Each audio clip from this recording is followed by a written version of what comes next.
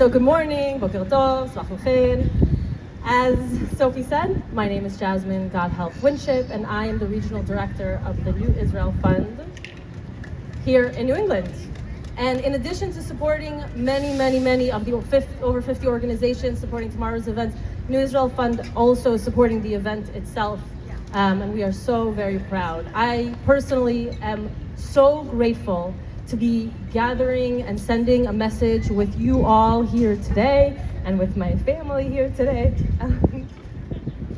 Especially because, as I said, our organization is supporting the gathering of thousands in Tel Aviv tomorrow.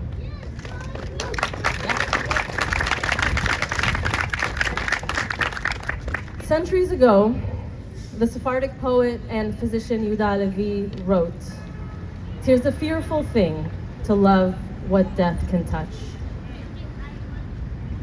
Being deeply connected to Israel, these past 10 months have shown us just how fearful love can be and just how close death's touch is.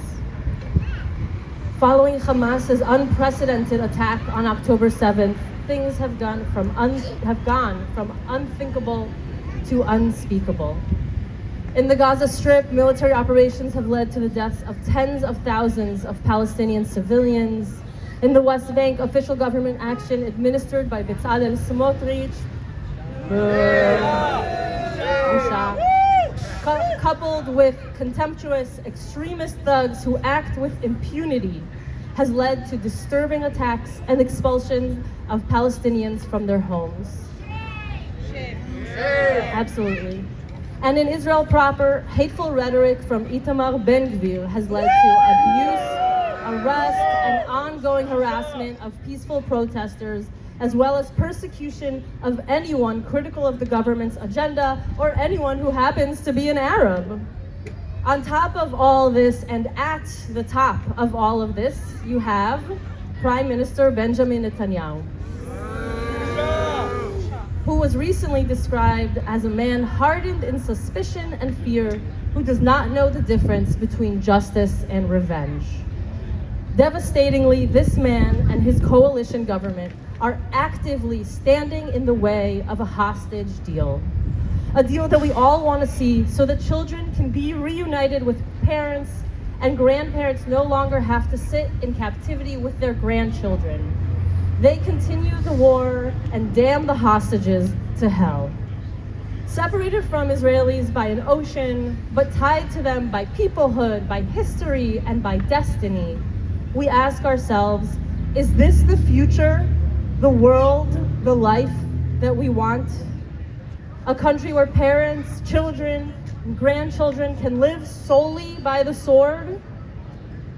A country where despotism is entrenched and democracy is discarded?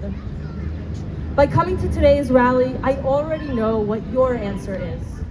I already know that you believe there is another way, another path, one of justice, of equality, and yes, of peace. Right.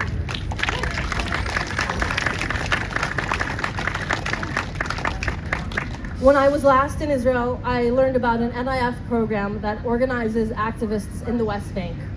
These folks are going to Palestinian towns and villages to support farmers and families in cases of confrontation with violent settlers and the military. They know that the only future is a shared future. And to get there, we must actively and boldly show up for each other. At NIF, we strive to walk this path each and every day, thinking deeply about how to make these values a part of the fabric and DNA of Israeli society.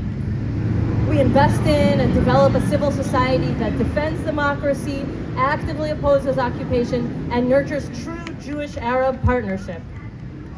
As we keep the Israeli and Palestinian peoples in our minds, and the hostages and the civilians of Gaza in our hearts, I'll paraphrase bell hooks by saying that torment and anguish are not humanity's natural condition. I am proud to be with you today to stand in solidarity with all those harnessing the people's power in Tel Aviv tomorrow to say enough. We deserve to live, and we deserve to live in peace. Thank you.